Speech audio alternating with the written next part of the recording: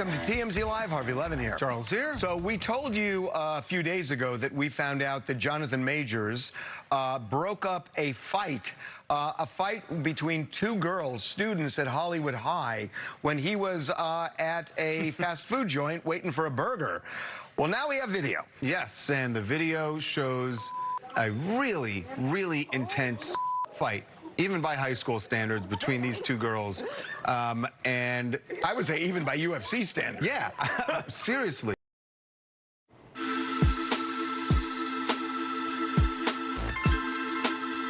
A midnight deadline looms for West Coast auto workers who say they are ready to strike. And at the same time, tens of thousands of workers in an entirely different line of work are set up for a possible strike of their own. Me and my coworkers, though, we want a fair living wage, and we want to be able to maintain our benefits and our dignity. The summer of labor heats up here in the West. Good evening, everyone, and welcome to West Coast Wrap. I'm Alex Savage. We are just a few hours away now from a deadline that could have West Coast auto workers walking off the job, and a group of West Coast healthcare workers could be close behind them. We begin tonight with the tens of thousands of Kaiser workers who have voted to authorize a strike. This would affect employees in 4 West Coast states, including Washington, Oregon, California, and Colorado. They're spread out over dozens of hospitals and clinics. Employees are threatening to walk off the job as early as October 1st if their demands are not met. Union members say something must be done to correct problems with chronic understaffing that they say are putting patients in danger because of long wait times, misdiagnoses, and neglect. They're also calling for better pay and working conditions. We are asking for 7% the first year, 7% the second year, 6 1/4 the third, 6 1/4 the fourth. They're offering 4-4-3-3. In response to the strike vote, Kaiser Permanente put out a statement that reads in part, "A strike authorization vote does not reflect any breakdown in bargaining, nor does it indicate a strike is imminent or will happen at all. It is a disappointing action considering our progress at the bargaining table." There are 2 more bargaining sessions scheduled for next week. Another labor dispute we are following tonight could have auto workers here on the West Coast striking at midnight. A strike deadline is looming as the United Auto Workers Union and Detroit's 3 automakers remain far apart in contract talks. The UAW represents employees across the country, including workers in 4 West Coast states. Those workers are at plants in 6 cities belonging to GM, Ford, and Stellantis. The plants are in Portland, Reno, Yucca, Arizona, and 3 California cities, Manteca, Rancho Cucamonga, and Ontario. The president of the UAW says the latest contract offer from the big 3 automakers falls short of what workers want and need. The union is asking for pay increases over 4 years, a return to traditional pensions, a 32-hour work week with wages for 40 hours, and also an end to tiered wage structures that pay newer employees less. General Motors president says the automakers are doing everything they can to avoid a strike. July 18th, we got roughly 1,000, demands or things that they wanted. And so we've been working through each one of those very diligently with all of our subcommittees and with all of our employees. And so we've been working on that since July 18th. Naturally, as you approach the deadline, we get those things done in the subcommittees and we focus on the economic packages as we try and close a deal.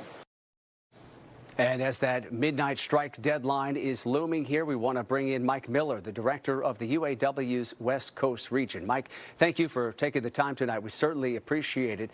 I want to start, if we can, with the situation in this part of the country. If a deal isn't reached by midnight, the plan is to strike at a small number of plants all across the country.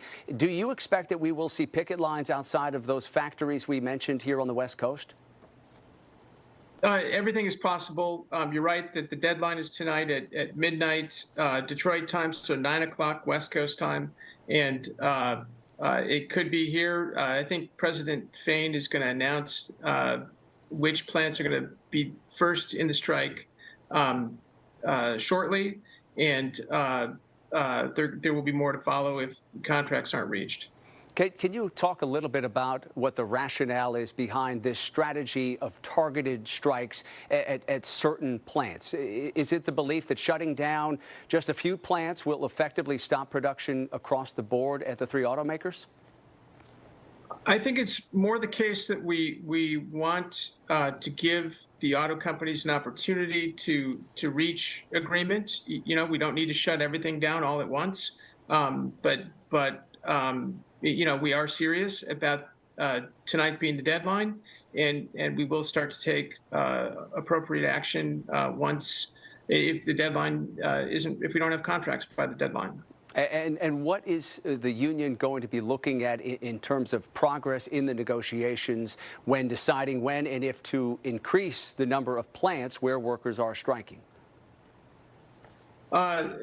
You know, there'll be a number of factors we'll use to evaluate that.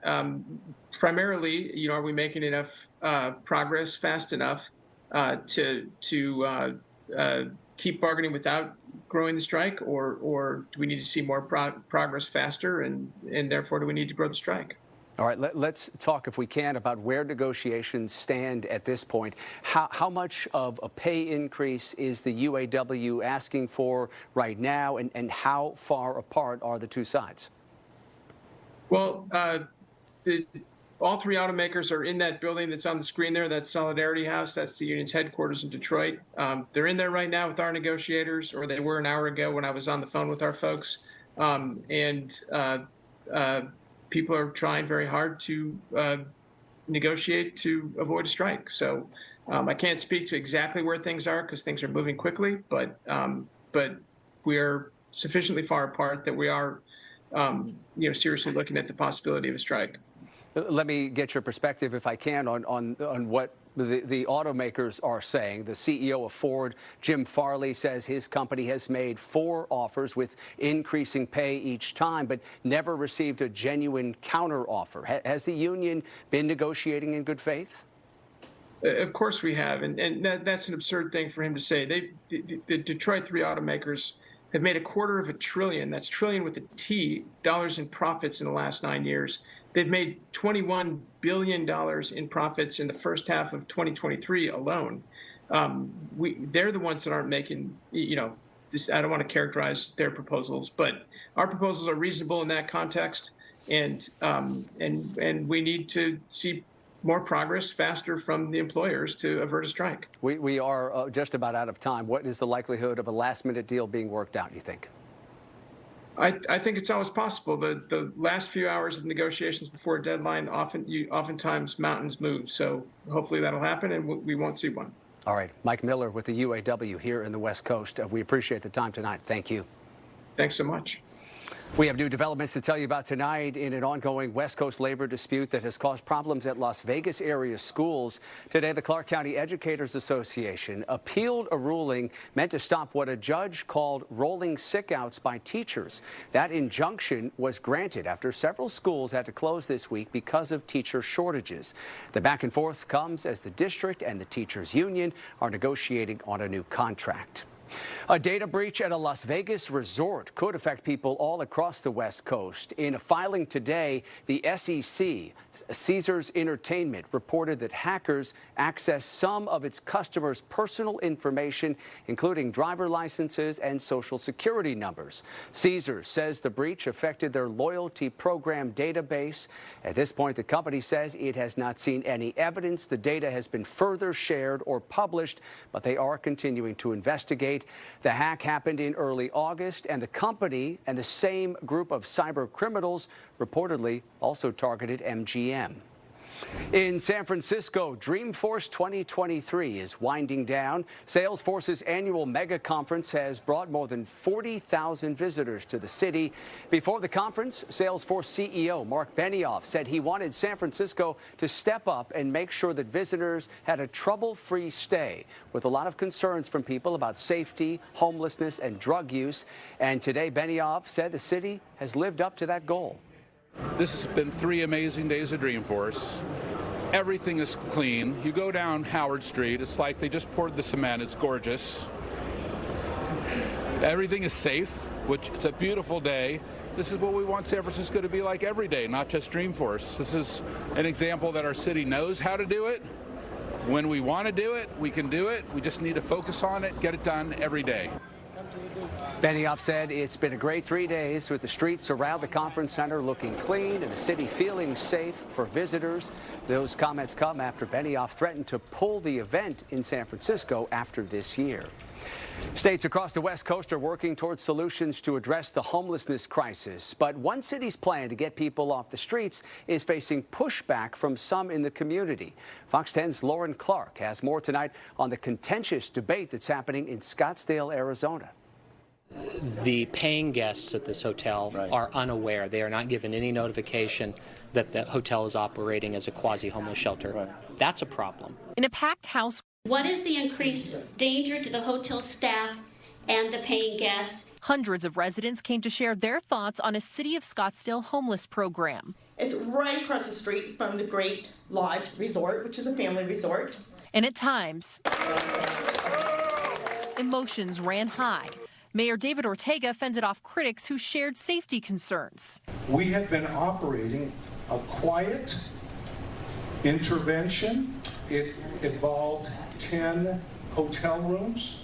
There have been absolutely no police calls. This year, the state awarded the city just under $1 million for its continued operation. The city says half of that money goes towards funding the hotel rooms. The other half goes to social programs. This is operated for over a year with a focus on Scottsdale veterans, on single-parent families, helping a total of 120 people. The city claims 84% of them found permanent housing within 30 to 60 days. The folks that we are serving are Scottsdale residents that have been falling through the cracks. State Representative Matt Gress is critical of the policy. Renting out some hotel rooms, converting them into homeless shelters, and then still operating the hotel like everything is normal. That is just not a workable solution, and we've seen it fail so many times in other places. And that was Lauren Clark reporting for us tonight. A similar debate is also happening in the San Francisco Bay Area. A controversial proposal to convert a hotel into housing was approved just this week. San Mateo County plans to buy the La Quinta Hotel in Millbrae, south of San Francisco, and convert it into permanent rental housing for people who are experiencing homelessness. Supporters say this would go a long way toward helping address the issues facing Millbrae, but opponents say the city will lose more than $500,000 annually brought in by tax revenue from that hotel. Las Vegas has just weeks to go before it hosts tens of thousands of Formula One racing fans. But the event is already causing some traffic troubles. Ahead on West Coast Wrap tonight, how the city is hoping to smooth out the ride for locals and visitors. And people in Arizona getting a better sense of just how long it will take to recover from severe monsoon storm damage. And in weather, the pattern should be changing a little bit as we head to the weekend. We're talking about a cooling trend across a good portion of the West Coast. Here is our camera in the South Bay for San Jose showing you clear skies. The cooling trend really kicks in as we head toward the weekend, and we'll have the update coming up.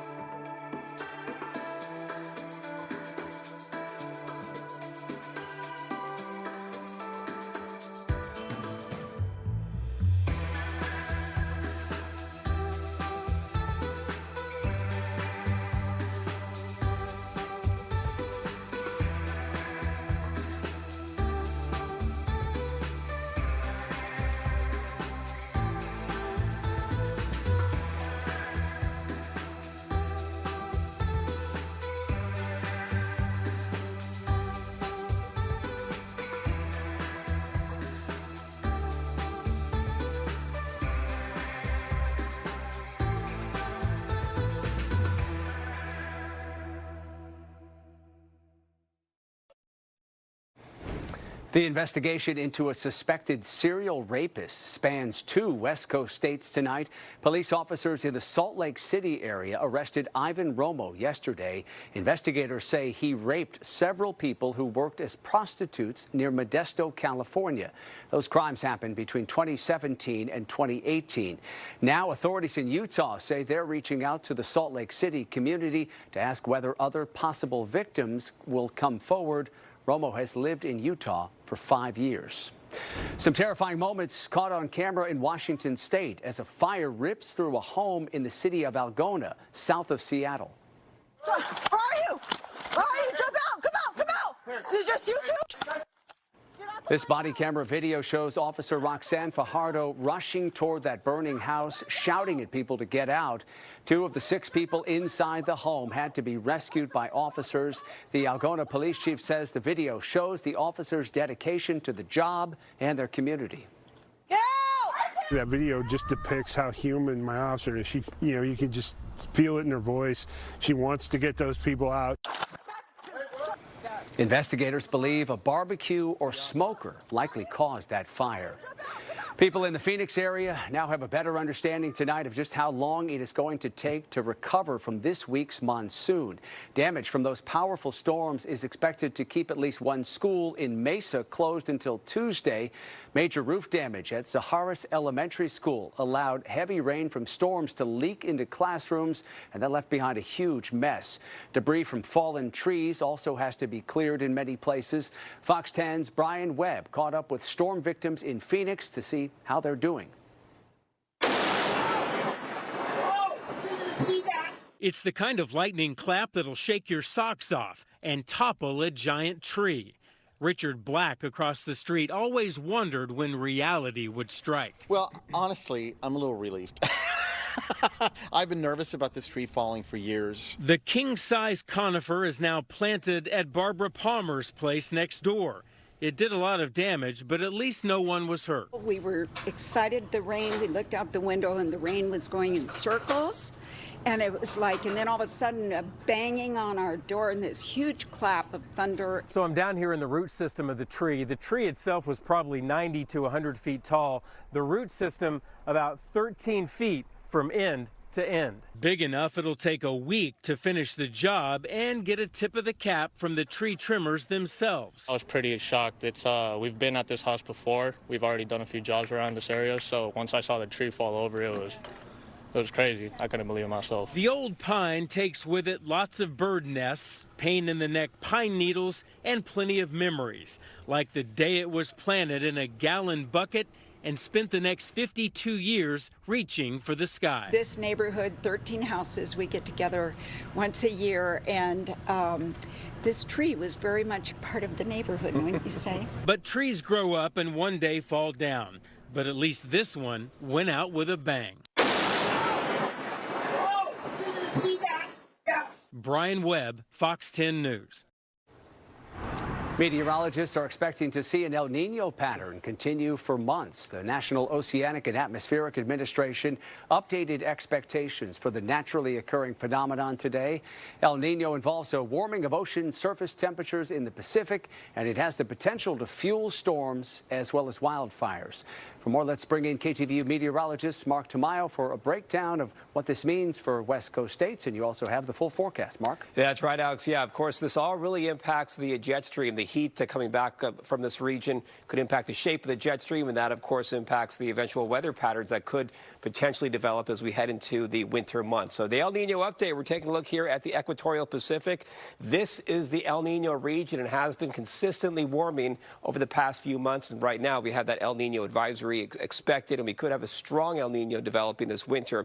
Now, it's hard to say exactly where the jet streams could be developing, but this could be the possible pattern, a possible jet stream pattern this winter with that storm track that would be favoring the southern half of California. So places like Santa Barbara down toward Los Angeles and San Diego. So we'll see if this verifies. It's not a sure bet we could have a really rainy pattern with this, but it does increase the probability. And so something to be watching over the coming weeks, over over the coming months. For today, though, as we check out some of the cameras, checking out Seattle today, lots of sunshine, temperatures in the upper 70s earlier this afternoon. This is from Santa Monica, closer to Los Angeles, 78 degrees, a nice day in Southern California. The most of the active weather today has been focused in Denver. You can see the clouds, some rain showers in Denver today, 77 degrees.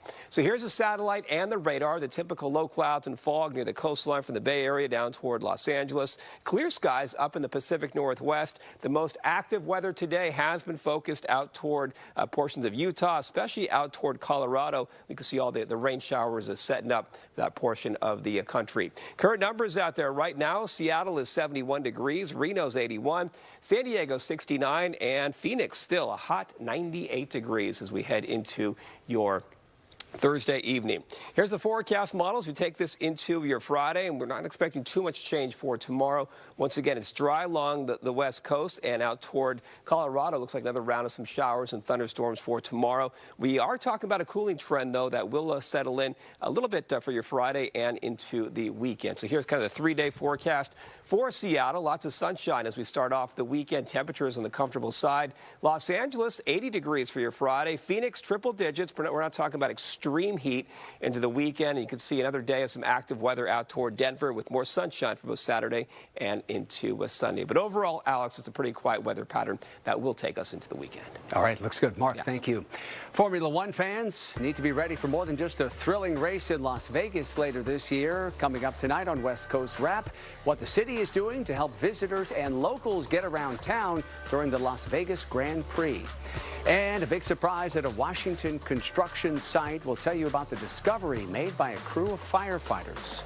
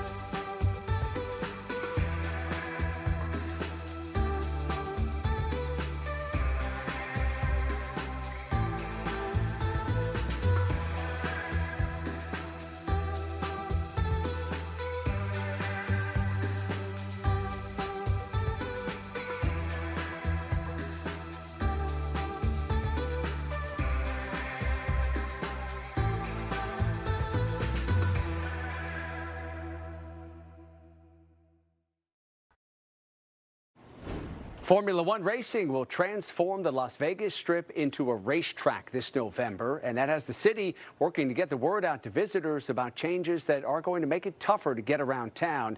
The track runs nearly 4 miles near the Strip with 17 different corners. That's going to force some road closures in 10 spots. People who live in Las Vegas have already been detoured for months because of a repaving project that's necessary to get the streets ready for the race cars. Fox 5's Joe Vigil reports tonight that event organizers are asking everyone to be patient. On Thursday, Friday, and Saturday, roads will begin to be closed at 5 p.m. Outbound lanes around the track will be open to allow cars to filter out, but then, once all the car traffic is gone, roads will be completely closed until race activity is over around 2 a.m. Now, F1 just discussed these closures and times with the Clark County Commission, with Commissioner Marilyn Kirkpatrick a bit irked, wanting more information clearly laid out for the public. We're not closing the Strip for 7 days. We are certainly impacting the Strip.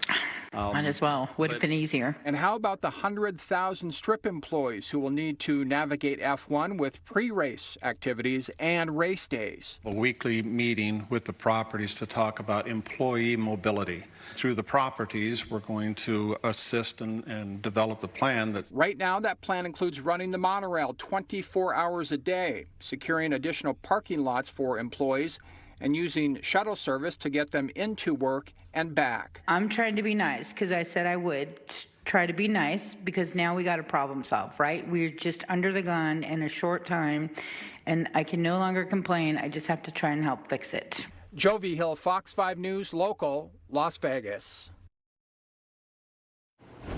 In Washington State, an adorable discovery at a newly constructed apartment complex in the city of Kelso, not far from the Oregon border.